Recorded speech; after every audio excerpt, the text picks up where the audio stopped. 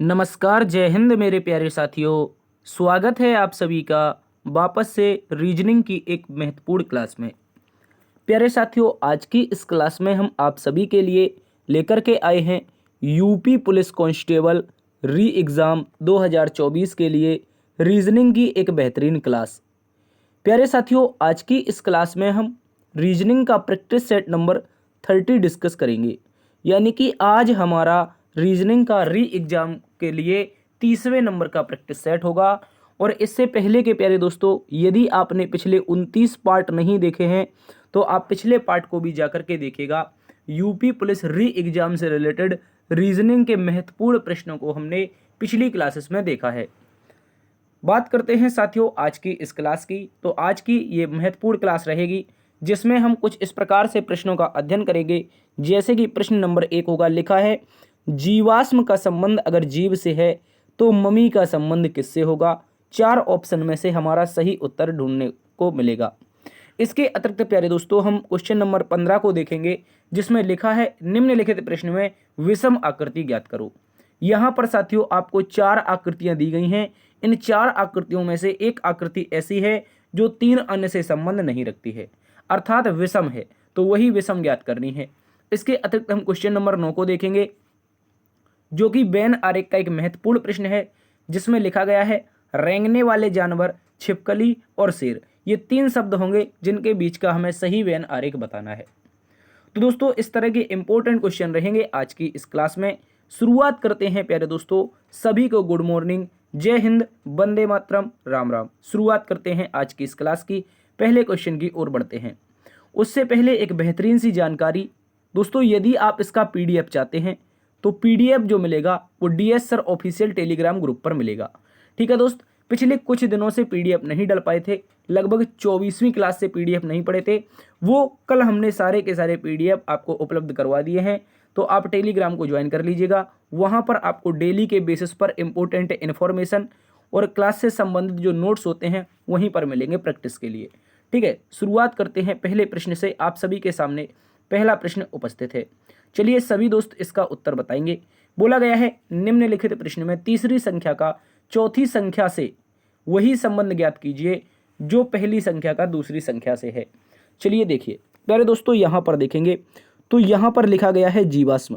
एक शब्द दे रखा है जिसका नाम क्या है, जीवाश्म। जीवाश्म का संबंध किससे बताया गया है? आप बोलेंगे सर जीव से। किससे? जीव से। तो देखो जीवाश्म जो होता है, जब कोई जीव मर जाता है और मर जाने के बाद उस जीव का जो अंश बचा हुआ होता है उसे क्या कहते हैं? उसे कहते हैं जीवाश्म। ठीक है, इस बात को याद रखेंगे। या फिर ऐसा कह सकते हैं कि सर जब कोई जीव मर जाता है, वो बहुत दिनों बाद मरने के बाद उसकी जो डेड बॉडी होती है वो कहीं पर कह सकते हैं दब जाती है किसी विखंडन के कारण, भूस्खलन के कारण, तो वो जीवाश्म में बदल जाती है। ठीक उसी प्रकार प्यारे दोस्तों मुझे ये बताओ मम्मी क्या होती है और किसकी बनती है? जल्दी से बता दो। प्यारे दोस्तों बात करते हैं मम्मी के बारे में। प्राचीन काल में मिस्र के जब लोग मर जाते थे तो उन्हें एक विशेष प्रकार का लेप लगा करके रखा जाता था और उसी को प्यारे दोस्तों मम्मी कहा जाता है। क्या कहा जाता है? मम्मी। देखो मिस्र वाले जो लोग थे, वहाँ के जो मानव थे, वो क्या करते थे, जब मर जाते थे तो उन्हें विशेष प्रकार का एक लेप लगाया जाता था और उस लेप के कारण उनको लपेट करके एक कपड़े में रख दिया जाता था। वो क्या कहलाती थी? मम्मी। तो क्या इसका उत्तर मिस्र बनेगा? जल्दी से बताओ। या फिर मानव बनेगा, या पशु बनेगा, या शहीद बनेगा? तो प्यारे दोस्तों हम आसान प्रश्न कर देते हैं। आपका विकल्प नंबर सी और विकल्प नंबर डी नहीं बनेगा। तो प्यारे दोस्तों गौर से देखो, मिस्र के लोग थे अर्थात मानव थे। तो दोस्तों मानव जब मर जाता था तो मिस्र के लोग क्या बना देते थे? उसे मम्मी बना देते थे। ठीक है, इस बात को याद रखेंगे। तो इस कारण जो उत्तर आएगा वो आएगा विकल्प नंबर बी। क्या आएगा? विकल्प नंबर बी। एक महत्वपूर्ण प्रश्न है, इस बात को याद रखेंगे। चलिए अगले प्रश्न में क्वेश्चन नंबर 2 को देखेंगे। बोला गया है नीचे दिए गए प्रश्न में विषम विकल्प ज्ञात करो। दोस्तों 4 आपके सामने अक्षर समूह दे रखे हैं, इनमें से विषम बताना है। कैसे बताएंगे आप लोग? जल्दी से बताइए। देखो प्यारे दोस्तों, कल का सेम पैटर्न आज की क्लास में भी है। जो कल पैटर्न पर क्वेश्चन देखे थे वही पैटर्न पर आज भी है। तो हम क्या करेंगे, इसमें इन शब्दों का क्या करेंगे, इन अक्षरों का स्थानीय मान रखेंगे। तो H 8 पर होता है दोस्त, गौर से देखेंगे। H कितने पर होता है? 8 पर होता है। J 10 पर होता है। N 14 पर होता है। ठीक है, इस बात को याद रखेंगे। इसके बाद दोस्तों देखेंगे यहाँ पर J 10 पर हो जाएगा, 12 पर एल हो जाएगा, 16 पर पी हो जाएगा, ठीक है। इसके बाद पी जो होगा वो 16 पर होगा, आर यहाँ पर 18 पर होगा, और दोस्तों आगे देखने जाओगे तो यू हमारा 21 पर होगा। इसके बाद क्यू कितने पर होता है सर, 17 पर होता है। एस कितने पर होता है, 19 पर होता है। आगे देखने जाओगे तो डब्ल्यू जो होगा वो 23 पर मिलेगा। तो अब बताओ प्यारे दोस्तों, इसमें अंतर क्या है, इसमें विषम क्या है। तो कैसे विषम ज्ञात करेंगे, बताइए कैसे विषम ज्ञात करेंगे। तो पहली दो संख्याओं के बीच का अंतर देखो, 2 का मिलेगा। यहाँ पर 10 12 के बीच में 2 का, 16 18 के बीच में 2 का, 17 19 के बीच में 2 का। इसके अतिरिक्त आगे देखो, 10 और 14 के बीच में 4 का अंतर है। यहाँ पर देखने जाओगे 12 4 16 का अंतर है, 4 का अंतर है। 18 3 21, तो प्यारे दोस्तों यहाँ पर तो 3 का अंतर है, 18 3 21 होता है। 19 4 23, तो यहाँ पर 4 का अंतर है। तो प्यारे दोस्तों अगर आप विकल्प नंबर सी को देखेंगे, जो हमारा विषम हो जाएगा। क्यों हो जाएगा, क्योंकि अन्य 3 विकल्प को देखा जाए ए बी डी को, इनमें समान पैटर्न में अंतर चल रहा था, पहले तो 2 का उसके बाद 4 का, जबकि विकल्प नंबर सी में पहले तो अंतर 2 का था, लेकिन अगली बार में जो अंतर आया वो 3 का बन गया। इस कारण विकल्प नंबर सी क्या है, विषम है। इस बात को याद रखेंगे। अगला प्रश्न क्वेश्चन नंबर 3 आप सभी के सामने है। चलिए बताइए इस प्रश्न का सही उत्तर क्या बनेगा। कह रहा है यदि किसी सांकेतिक भाषा में थैंक्स को SKNTHA लिखा जाता है तो स्टूपिड का कोड क्या होगा। चलिए बताते हैं। देखो सबसे पहले गौर से देखो प्यारे दोस्तों, जल्दी से पेन कलम उठाएंगे, ऐसे देखने से काम नहीं चलेगा। तो देखो टी है, उसके बाद क्या है H है, उसके बाद A है, उसके बाद क्या है N है, फिर दोस्तों K है, फिर S है। ये तो रहा हमारा थैंक्स। इस थैंक्स को क्या लिखा है, गौर से देखो, इस थैंक्स को लिखा गया है SKN। क्या लिखा गया है, SK और N, ठीक है। और उसके बाद क्या है TH और A, इस तरह से ये थैंक्स लिखा गया है। SKNTHA, क्या लिखा है SKN और THA। तो दोस्तों गौर से इसका पेयर देखेंगे, पेयर क्या चल रहा है। देखो अगर साथियों थैंक्स को गौर से देखो, पहले 3 अक्षर को, पहले 3 अक्षर एज इट इज उठा करके लास्ट के 3 अक्षर बना दिए हैं। THA लास्ट के 3 अक्षर बना दिए हैं। जबकि प्यारे दोस्तों हम यहां से देखते हैं अंत के यहाँ पर 3 अक्षर, ये 3 अक्षरों को देखें तो इनको पीछे से लिख दिया गया है, पीछे से आगे लिख दिया गया है। गौर से समझने का प्रयास करेंगे कैसे। देखो एस से शुरुआत, कोई दिक्कत नहीं, के और उसके बाद एन, तो लास्ट के जो 3 लेटर थे वो हमारे क्या थे, शुरू से कर दिए, मतलब पीछे से कर दिए, SKN इस तरह से कर दिया उन्होंने, ठीक है। जबकि शुरुआत के 3 लेटर एज इट इज पीछे रख दिए, ठीक है। तो वही लॉजिक हम यहाँ पर प्रयोग करेंगे, यहाँ पर किसमें, स्टूपिड में प्रयोग करेंगे। तो यहाँ पर हमारा S होगा, T होगा, U होगा, उसके बाद P होगा, I होगा और D होगा, ठीक है दोस्त, इस बात को याद रखेंगे। तो स्टूपिड में कुछ इस तरह से आएगा STUPID। तो हम क्या करेंगे, लास्ट शुरुआत के जो हमारे 3 अक्षर हैं उनको एज इट इज लास्ट में रख देंगे। तो दोस्तों लास्ट में रखने का मतलब है STU आ जाएगा हमारा, ठीक है, STU आ जाएगा। जैसे STU शुरुआत के 3 अक्षर थे और बचे हुए 3 अक्षरों का क्या करना है, ये देखो लास्ट में जो बचे हुए 3 अक्षर हैं तो इनको क्या करना है, लास्ट से शुरुआत करनी है, DIPSTU कहीं पर दे रखा है, बताओ DIPSTU, कहीं ना कहीं गड़बड़ कर दी क्या मैंने, DIP। तो देखो यहाँ पर SKN ये लिखा है, ठीक है। उसी प्रकार हमने कहा DIP, तो मैंने कहा DIP, और STU एज इट इज, कोई बात नहीं। तो दोस्तों लास्ट में STU आना चाहिए। देखो लास्ट में STU यहाँ पर नहीं है, यहाँ पर भी नहीं है और यहाँ पर भी नहीं है। गौर से अगर देखने जाए तो विकल्प नंबर ए में भी नहीं है, लेकिन शुरुआत में दोस्तों DIP होना चाहिए। क्या होना चाहिए, DIP। लेकिन भैया यहाँ पर तो DPI है, इस कारण विकल्प नंबर बी भी गलत हो रहा है। तो क्या करना चाहिए, तो हमें ये करना चाहिए कि ऑप्शन मिस टाइप है, ऑप्शन मिस टाइप है, इसको ई नंबर ऑप्शन बनाओ, PDF में सुधार के दे देंगे, ठीक है। इस बात को याद रखेंगे, DIPSTU आपका बिल्कुल सही जवाब बनेगा प्यारे दोस्तों, ठीक है। यहाँ पर देखो मिस टाइपिंग कर दी है उसने, टाइपराइटर ने आई के स्थान पर पी को करना था इसको, ठीक है। इसको हम PDF में सुधरवा देंगे, ठीक है। अगले प्रश्न में आ जाइए। अगला प्रश्न प्यारे दोस्तों क्वेश्चन नंबर 4 है, इसको देखेंगे। बोला गया है यदि गो को 32, सी को 49 और सम का कोड क्या होगा ये बताना है। कोडिंग डिकोडिंग का एक महत्वपूर्ण प्रश्न है। क्या बोला गया है, गो GO को क्या लिखा गया है भैया, 32 लिखा गया है, 32 लिखा गया है। उसके बाद क्या है SHE, ठीक है। SHE को क्या लिखा है, आप बोलेंगे सर 49 लिखा है। क्या लिखा है, 49। कोड किसका बताना है भैया, कोड बताना है सम का, SOM और E, इसका कोड बताना है क्या होगा। चलिए बताते हैं दोस्तों, जल्दी से आप भी इसमें थोड़ा सा दिमाग लगाइए, क्या इसका उत्तर बनेगा। देखो G होता है 7 पर और ये होता है 15 पर, देखो कितना हो जाएगा, 15 7 22, ये तो 32 दिया है। क्या 10 जोड़ के बोला है अपने मन से? जल्दी से बताओ, क्या अपने मन से 10 जोड़ा है? ये होता है 19 पर एस, 8 पर होता है एच, और ये होता है 5 पर। 19 8 27 5 32, 32 आएगा इनका योग। और 32 में क्या जोड़ें कि यहाँ पर 17 जोड़ रहा है, इसका मतलब कोई लॉजिक तो अलग चल रहा है। ये तो लॉजिक चल ही नहीं रहा है जो हम लगाना चाह रहे हैं। ठीक है, देखो गौर से देखो प्यारे दोस्तों, एक लॉजिक पता चलेगा। लॉजिक क्या होगा, यहाँ पर जी का अपोजिट, और एक मिनट, यहाँ पर जी का अपोजिट और ओ का अपोजिट। ठीक है, जी का अपोजिट क्या होता है भैया, जीटी रोड पढ़ा था। ओ का क्या होगा, लब होगा, एल होगा। ठीक है, इस तरह से। उसी प्रकार एस एच ई, ठीक है, इस तरह इनका भी अपोजिट। इनका अपोजिट क्या बनेगा, एस का तो हाई स्कूल पढ़ा था, मतलब एच हो जाएगा। ठीक है, और एच का एस हो जाएगा। ई का क्या हो जाएगा, इवनिंग पढ़ा था, ईवी हो जाएगा। ठीक है, इसके बाद यहाँ पर देख लो, इनके स्थानीय मान सभी के जोड़ो। T20 पर होता है दोस्त, एल होता है 12 पर, दोनों को जोड़ेंगे कितना आ जाएगा, देखो 32 आ जाएगा। एच हमारा 8 पर होता है, एक मिनट गौर से देखना है आप लोगों को।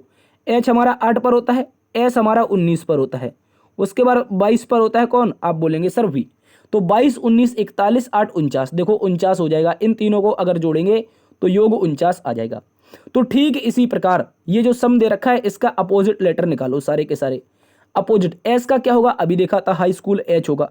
एच कितने पर होता है भैया, देखो एच होता, एच होगा, और यहाँ पर ओ का लब होगा, एम का मन होगा, ई का इवनिंग होगा। ठीक है, इस तरह से देखेंगे। अब गौर से देखो, ए यहाँ पर 8 पर होता है, ये हमारा 12 पर होता है एल, एन हमारा दोस्त 14 पर होता है, वी हमारा 22 पर होता है। ठीक है, इस बात को याद रखेंगे। तो अब 22 और 14 36, 36 12 48, 48 8 56। तो प्यारे दोस्तों जो सम का कोड बनेगा वो 56 बनेगा। अपोजिट करके जब सभी को जोड़ेंगे तो 56 बनेगा, और 56 देखेंगे विकल्प नंबर 1 में है। विकल्प नंबर ए हमारा इस प्रश्न का बिल्कुल सही जवाब बनेगा। इस बात को प्यारे साथी सभी लोग याद रखेंगे। ठीक है, करना क्या था, जो भी गो दिया है, सी दिया है, सम दिया है, इनके सारे के सारे अपोजिट लेटर करो और सभी का स्थानीय मान करके जोड़ दो, उत्तर आ जाएगा। अगले प्रश्न में आ जाओ।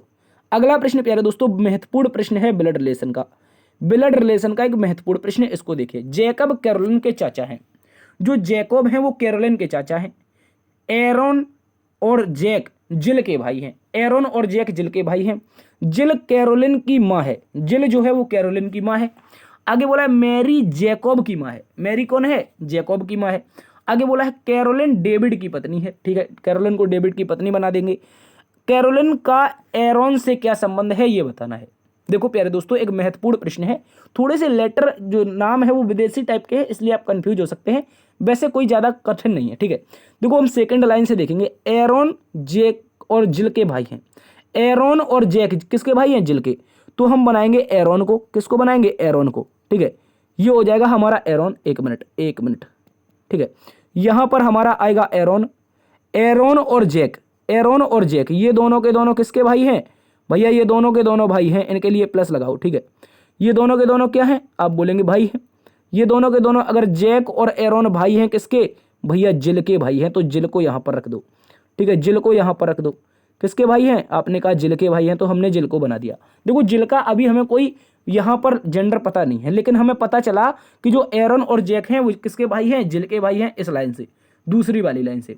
अब आगे पढ़ते हैं। जिल कैरोलिन की माँ है। तो जो जिल नाम की महिला है, ये जिल, ये माँ किसकी है प्यारे दोस्तों, आप याद रखेंगे कैरोलिन की। किसकी माँ है, कैरोलिन की। ठीक है, ये हमारी कैरोलिन की माँ हो जाएगी जिल, इस बात को याद रखेंगे।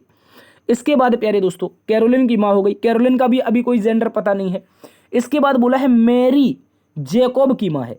किसकी माँ है, जैकब की माँ है, तो अभी हमें कुछ पता नहीं है। इसके बाद बोला है कैरोलिन डेविड की पत्नी है।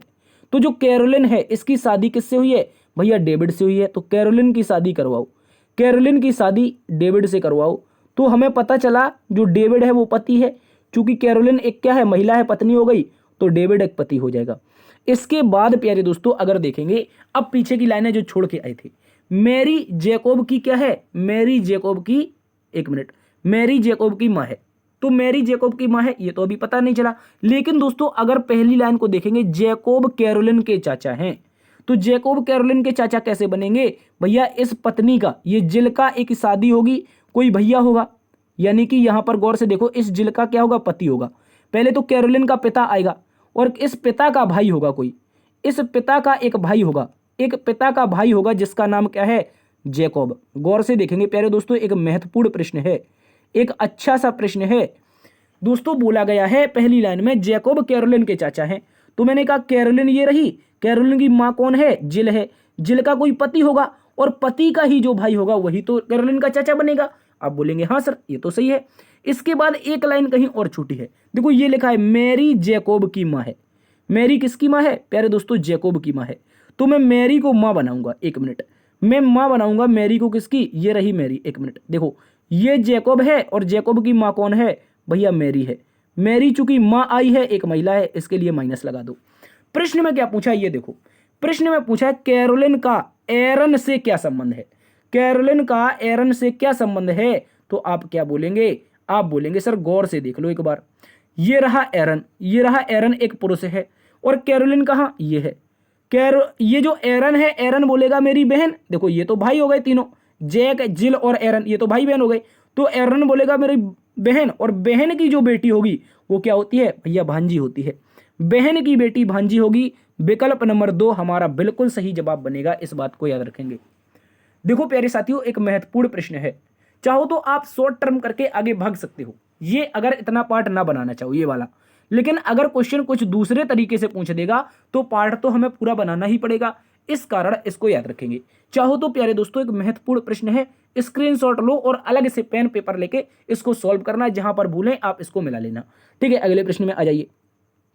अगला प्रश्न क्वेश्चन नंबर 6 बोला गया है निम्नलिखित 4 शब्दों में से 3 शब्द किसी ना किसी प्रकार से एक समान है, एक शब्द असमान है, असमान शब्द का चयन करो। लिखा है कान, आंख, नाक और गला, बताइए इसमें से क्या होगा विषम, जल्दी से बताएंगे। तो आप बोलेंगे सर गला विषम हो जाएगा। अब बहुत सारे प्यारे साथी बोलेंगे गला क्यों विषम होगा, क्योंकि प्यारे दोस्तों अगर हम ऊपर के 3 विकल्प देखते हैं, कान, नाक, आंख, ये तीनों के तीनों जो हमारा मुंह होता है, मुंह के हिस्से होते हैं, किसके, मुंह के हिस्से, जबकि गला क्या है, अलग एक हिस्सा है शरीर का। ठीक है, इस बात को याद रखेंगे। चलिए तो विकल्प नंबर 4 इसका विषम है। अगले प्रश्न में आ जाओ। प्रश्न में बोला गया है यदि 15 सितंबर 2000 को शुक्रवार था तो 15 सितंबर 2001 को कौन सा दिन होगा। देखो गौर से देख लो, 15 सितंबर, 15 सितंबर सन 2000 की बात है। क्या है, सन 2000 की बात है। क्या था इस दिन भैया, शुक्रवार था। किसी का बर्थडे तो नहीं है, जल्दी से बता दो। 15 सितंबर 2000 को क्या था, शुक्रवार था। उसने पूछा है कि 15 सितंबर, क्या पूछा है, 15 सितंबर 2001 को कौन सा दिन होगा, ये बता दो। ठीक है, कौन सा दिन होगा ये बताना है। इसका मतलब क्या होना चाहिए, यहाँ पर क्वेश्चन मार्क आना चाहिए। तो प्यारे दोस्तों एक कॉन्सेप्ट याद रखो, जब भी एक साल की बात आती है, जब भी 365 दिन की बात आती है, तो क्या करते हैं, 365 दिन को छोटा करके भाग लगा लेते हैं और दिन निकाल लेते हैं। यानी कि एक साल में जो विषम दिन होते हैं प्यारे दोस्तों, वो कितने होते हैं, वो होते हैं 1। क्यों होते हैं, क्योंकि 7 से भाग लगाएंगे, 7 पंचे 35। ठीक है, 1 बचेगा 15 हो जाएगा, 7 पंचे 35, 1 बचेगा 15, 7 दूनी 14। ठीक है, 52 सप्ताह और 1 दिन, 52 सप्ताह और 1 दिन आता है। ठीक है, इस बात को याद रखेंगे। तो 7 से भाग क्यों लगाया, क्योंकि हर 7वां दिन रिपीट करता है, ये तो मैंने कल भी बताया था। तो 365 दिनों का जो रिमाइंडर आता है टोटल, वो रिमाइंडर 1 आता है। मुझे एक बात बताओ प्यारे दोस्तों, अगर मैं 15 सितंबर 2000 से 15 सितंबर 2001 तक जाऊंगा तो यहां पर कितने दिन होंगे। आप बोलेंगे सर 365 दिन होंगे। ये भी कोई पूछने वाली बात है, एक साल हो रही है और एक साल में 365 दिन। तो मैंने कहा अगर 365 दिन है सर, तो ये जो रिमाइंडर 1 आया है, इस रिमाइंडर को शुक्रवार में जोड़ दो, कोई दिक्कत। आप बोलेंगे कोई दिक्कत नहीं, शुक्रवार में 1 जोड़ने पर दिन आएगा शनिवार। तो उत्तर आसानी से पता चल जाएगा, 15 सितंबर 2001 का जो दिन होगा वो शनिवार होगा। अब बहुत सारे विद्यार्थी यहां पर सोचेंगे कि सर 2000 तो एक लीप वर्ष है, आप ऐसा कैसे कह सकते हैं कि एक ही रिमाइंडर आएगा, लीप वर्ष में तो 366 दिन होते हैं। बहुत सारे ज्ञानी लोग मिलेंगे, लेकिन प्यारे दोस्तों एक मेरी बात समझो, मैं कह रहा हूं सितंबर, यहां पर क्या दे रखा है, सितंबर, जबकि लीप वर्ष में कौन सा महीना 29 का होता है। आप बोलेंगे फरवरी। तो सर सितंबर के बाद जब आगे जाएंगे तो फरवरी तो 2000 में आएगी ही नहीं। सितंबर के बाद अक्टूबर, नवंबर और दिसंबर, फिर 2001 शुरू हो जाएगा। तो भैया 2000 की जब फरवरी नहीं आएगी तो रिमाइंडर 2 कैसे आ जाएगा। इस कारण प्यारे दोस्तों केवल एक रिमाइंडर होने के कारण विकल्प नंबर बी याद रखेंगे, शनिवार आपका बिल्कुल सही जवाब है। इस बात को याद रखेंगे। अगले प्रश्न में आ जाओ। क्वेश्चन नंबर 8 को देखिए प्यारे दोस्तों, एक महत्वपूर्ण प्रश्न है। बोला गया है सभी बॉस्केट मार्बल हैं, तो जितने भी B4 बॉस्केट हैं वो सारे के सारे बॉस्केट क्या हैं, सारे के सारे बॉस्केट याद रखेंगे मार्बल हैं। तो इनको सारे के सारे बॉस्केट को हम क्या बना देंगे, M4 मार्बल बना देंगे, M4 मार्बल। आगे बोला कुछ मार्बल लाठी हैं, क्या बोला है, कुछ मार्बल जो है वो क्या है, लाठी है। तो कुछ M4 मार्बल का इतना इतना सा जो पार्ट है वो मैं क्या बना देता हूँ, L4 लाठी बना देता हूँ। आगे देखो बोला गया है कोई लाठी बाघ नहीं है, कोई भी लाठी क्या नहीं है भैया, लाठी की लड़ाई जो है वो बाघ से करवाओ। किससे करवाएंगे, लाठी की जो लड़ाई है इस नीले वाले बाघ से करवा देते हैं, B4 बाघ, ठीक है। इसको हिंदी में लिखें, इसको हिंदी में लिखें, चूंकि हम B4 बास्केट भी लिख चुके हैं। तो सारे के सारी लाठी की लड़ाई हमने किससे करवा दी, बाघ से। अब निष्कर्ष को पढ़िए प्यारे साथियों, निष्कर्ष को पढ़ेंगे। प्यारा सा क्वेश्चन है, कह रहा कुछ बाघ बास्केट हैं, बाघ कहां पर है, ये है, ये हिंदी में रहा बाघ, ये रहा B4 बास्केट। मुझे बताओ इनका संबंध क्या बन रहा है, मुझे बता दो प्यारे दोस्तों, क्या कुछ बाघ बास्केट बन रहे हैं। आप बोलेंगे सर हो भी सकता है, नहीं भी हो सकता है बाघ यहां से उठ के इनके साथ आके बैठ जाए, तब भी उसकी या इससे लड़ाई होगी लाठी से। लेकिन सर जब एग्जैक्टली पता नहीं चल रहा है बन रहा है कि नहीं बन रहा, तो हम नहीं कह सकते। याद रखेंगे, जब एग्जैक्टली पता ना चले ये रहा बाघ ये रहा बास्केट, इनका कोई संबंध ही नहीं बन रहा, क्लियर, तो ऐसी स्थिति हमेशा गलत होती है। कुछ बाघ बास्केट हैं, आप सही नहीं कह सकते हैं, ठीक है, इस बात को याद रखेंगे। अब नंबर 2, निष्कर्ष नंबर 2 में बोला है कोई भी बाघ बास्केट नहीं है। आप पहले कह रहा था दोस्तों कुछ बाघ क्या है, बास्केट नहीं है। अब कह रहा है कि कोई ऐसा बाघ नहीं है जो बास्केट है। बताओ, कोई भी बाघ बास्केट है ही नहीं, तो बाघ यहां पर है, बास्केट यहां पर है। भैया मुझे क्या पता कि इनका संबंध बन रहा है कि नहीं बन रहा है, आप बताओ। आप बोलेंगे कि बाघ का हो सकता है इसके साथ सलाह हो जाए, क्योंकि लड़ाई तो बाघ की उसने केवल लाठी से बोली है, उसने ऐसा तो कहीं नहीं बोला कि बाघ की लड़ाई बास्केट से है। तो भैया हो सकता है बाघ बास्केट बन जाए और हो सकता है बाघ बास्केट ना बने। तो कह रहा कुछ बाघ बास्केट है, मैंने कहा नहीं है। फिर कह रहा कोई भी बाघ बास्केट नहीं है, इसका मतलब क्या है, यानी कि दोनों के दोनों गलत हैं, और दोनों के दोनों गलत कभी नहीं हो सकते, क्योंकि एक बार कह रहा कुछ बाघ बास्केट है, दूसरी बार में कह रहा कुछ बाघ बास्केट नहीं है। तो इसका मतलब क्या है, इसका मतलब प्यारे दोस्तों ये है कि आइदर और की कंडीशन, या तो कुछ बाघ बास्केट होंगे और या फिर कोई भी बाघ बास्केट नहीं होगा। तो ऐसी सिचुएशन क्या कहलाती है, आइदर और, यानी कि या तो निष्कर्ष 1 अनुसरण करता है या तो निष्कर्ष 2 अनुसरण करता है। इस बात को याद रखेंगे। देखो यहां पर भी बाघ बास्केट है और यहां पर भी बाघ बास्केट है, एक बार कुछ नहीं है, एक बार आया है कुछ और एक बार आया कोई भी नहीं। तो इस तरह की कंडीशन जब बनती है तो आइदर और, यानी कि या तो 1 या तो 2 अनुसरण करता है। अगले प्रश्न में आइए, क्वेश्चन नंबर 9 को देखिए। बोला गया है दोस्तों निम्नलिखित प्रश्न में सही आरेख ज्ञात करें। बताओ इसका सही बैन आरेख क्या होगा। रेंगने वाले जंतु, छिपकली, शेर। तो प्यारे दोस्तों गौर से देखो, सबसे पहले मुझे ये बताओ रेंगने वाले जंतु, क्या शेर रेंगता है, मुझे ये बता दो, क्या शेर रेंग के चलता है। कभी भी देखा है कि पता चले शेर आज मेरी छत पे टंगा था, रेंग रेंग के चल रहा था, ऐसा कहीं होता है। आप बोलेंगे नहीं होता, ये तो मजाक वाली बात है सर। तो शेर रेंगने वाले जंतु का कोई संबंध नहीं बनेगा। तो मैं कह देता हूं कि ये एक सर्कल जो होगा वो शेर को डिनोट करेगा, किसको, शेर को। और एक बात बताओ, मैंने कहा ये पार्ट जो है ये रेंगने वाले जंतु का हो गया, किसका, ये रेंगने वाले का हो गया, ठीक है, ये तो हमारा रेंगने वाले का हो गया। इसके बाद मैं बताओ, मुझे एक बात बताओ, क्या छिपकली रेंग कर चलती है। आप बोलेंगे हाँ चलती है, ये तो हमने छत पे कई बार टंगी हुई देखी है, ठीक है, छत पे कई बार अपने सर के ऊपर जस्ट टंगी होती है जहां पर हम लेटे होते हैं। तो छिपकली जो होगी, जो हमारी लिजार्ड होगी, वो तो रेंगने वाले जंतु में आएगी, जबकि शेर नहीं आएगा। तो कुछ इस तरीके का आरेख आएगा जो कि विकल्प नंबर ई में है, और कहीं भी नहीं है, विकल्प नंबर ई में है। तो प्यारे दोस्तों इस प्रश्न का सही उत्तर बनेगा विकल्प नंबर ई। एक बार अलग सर्कल शेर के लिए, एक सर्कल लिजार्ड का, लिजार्ड के ऊपर रेंगने वाले जंतु, ठीक है, इस बात को याद रखेंगे। विकल्प नंबर ई एज इट इज दिखाई दे रहा है, जबकि कोई अन्य विकल्प इसका सही उत्तर नहीं बनेगा, ठीक है। अगले प्रश्न में आ जाइए, एक और एज इट इज आरेख का संबंध। कह रहा निम्नलिखित प्रश्न में दिए गए शब्दों के बीच का सही आरेख ज्ञात करो। लिखा गया है द्रव, पिज्जा और दूध, इनके बीच का सही आरेख क्या होगा।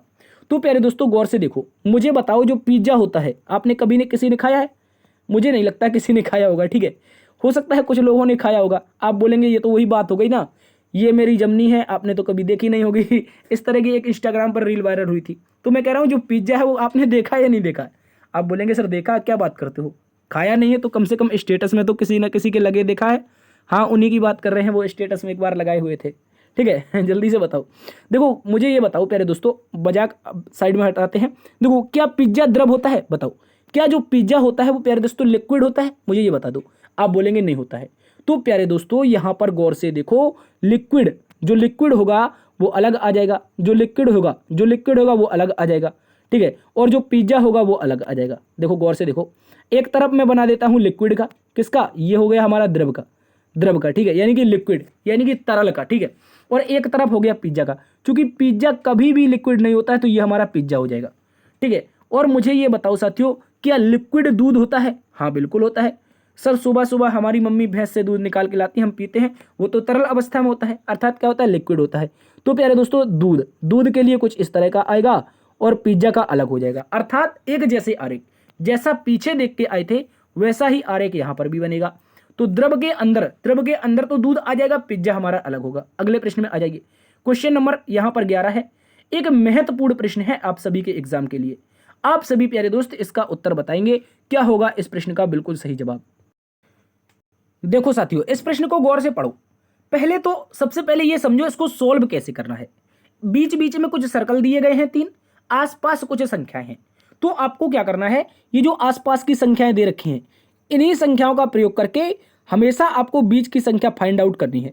क्यों करनी है, क्योंकि भैया बीच में ही हमें क्वेश्चन मार्क दिया है, इस कारण हम आसपास की संख्याओं का प्रयोग करके क्या करेंगे, बीच की संख्या फाइंड आउट करेंगे, यानी कि ज्ञात करेंगे।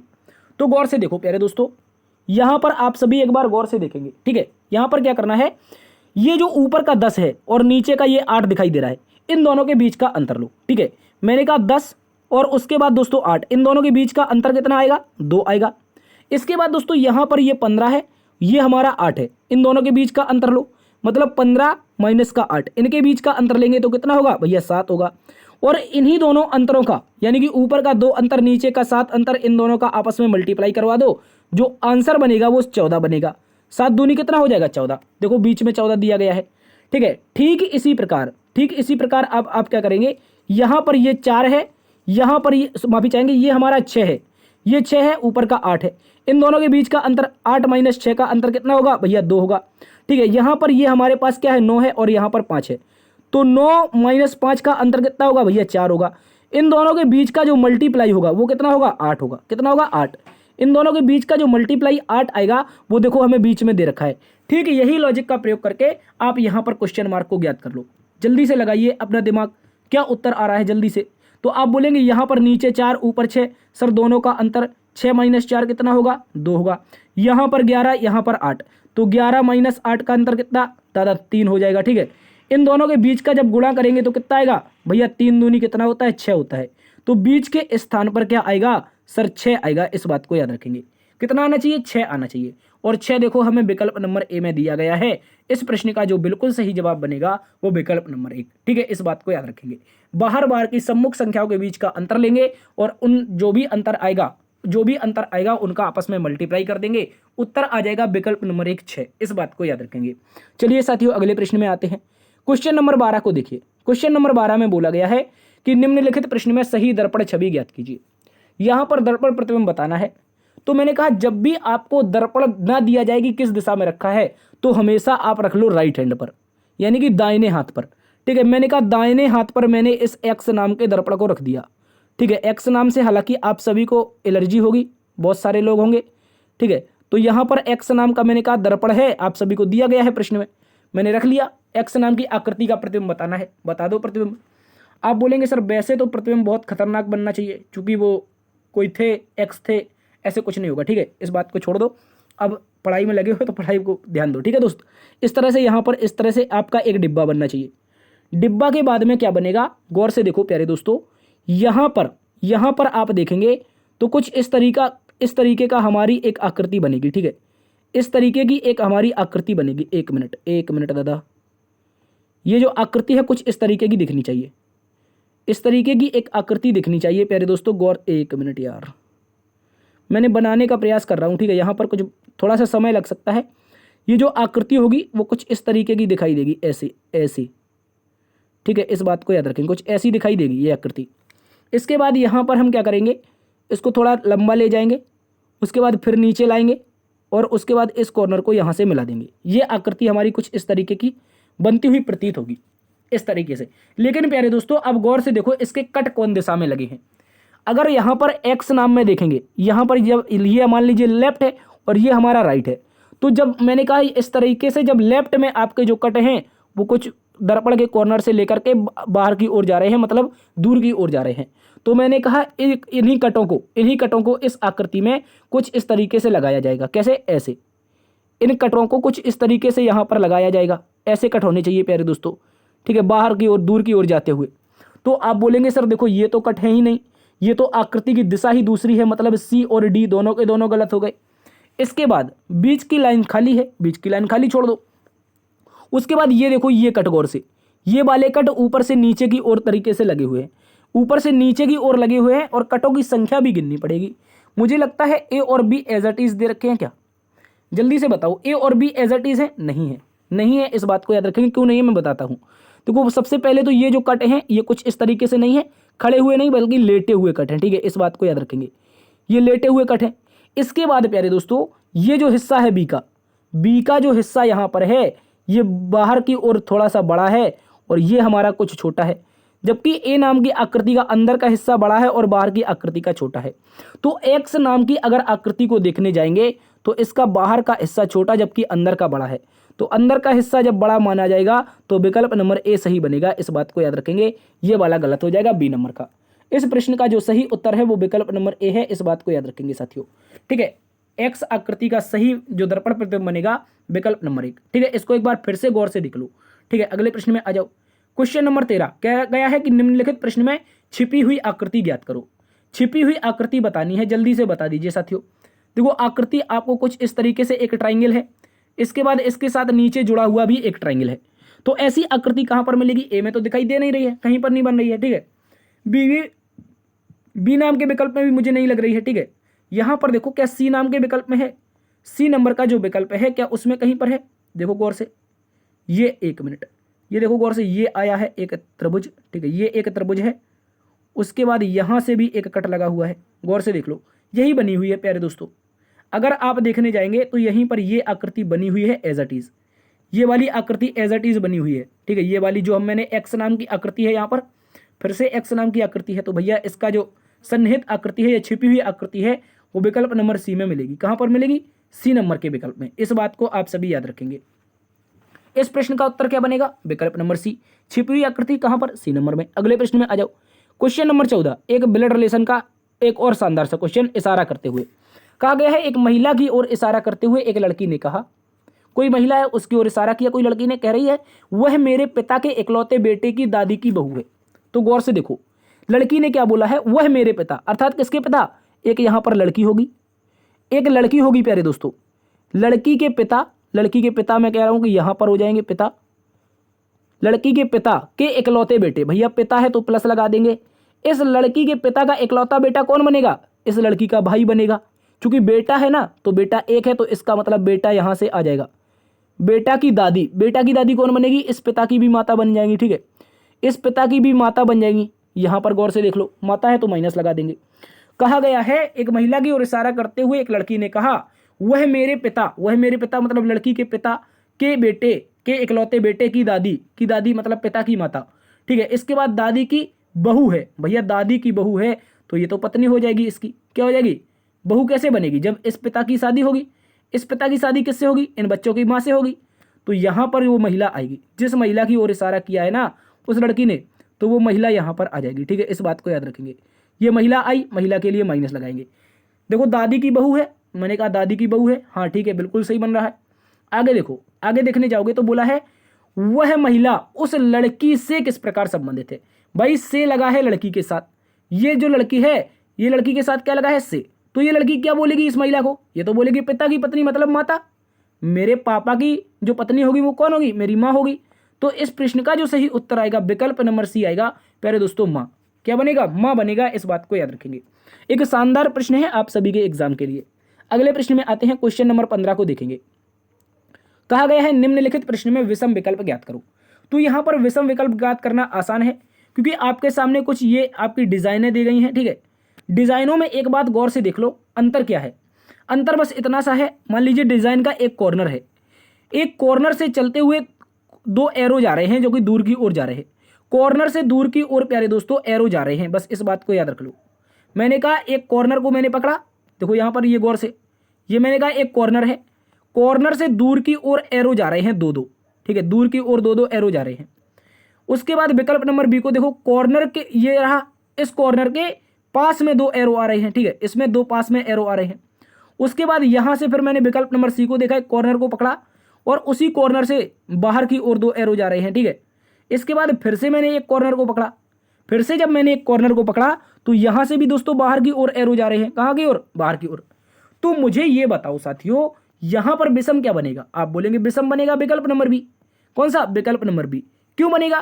क्योंकि भैया विकल्प नंबर बी में एरो की जो दिशा है वो कॉर्नर की ओर है, जबकि अन्य तीन विकल्प जो हमारा ए है, जो बी है, सॉरी बी नहीं, जो हमारा सी है, सी के बाद जो डी है, ये ए सी डी में जो विकल्प में है ये कॉर्नर को छोड़ते हुए एरो जा रहे हैं। गौर से देख लो, कॉर्नर को छोड़ते हुए, जबकि विकल्प नंबर बी में क्या है, जो एरो की दिशा है वो कॉर्नर की तरफ आ रही है। इस कारण विषम कौन सा हो जाएगा?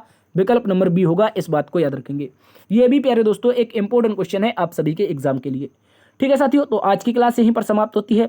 आशा करते हैं आज की क्लास आप सभी को पसंद आई होगी। यदि पसंद आई है तो सेशन को एक बार से लाइक कर दीजिए, दोस्तों में सेशन ज़्यादा से ज़्यादा शेयर कीजिए, और चैनल पर पहली बार आए हैं तो इसे सब्सक्राइब कर लीजिए। देखते रहिए आपका अपना परिवार लर्न विद डीएस सर।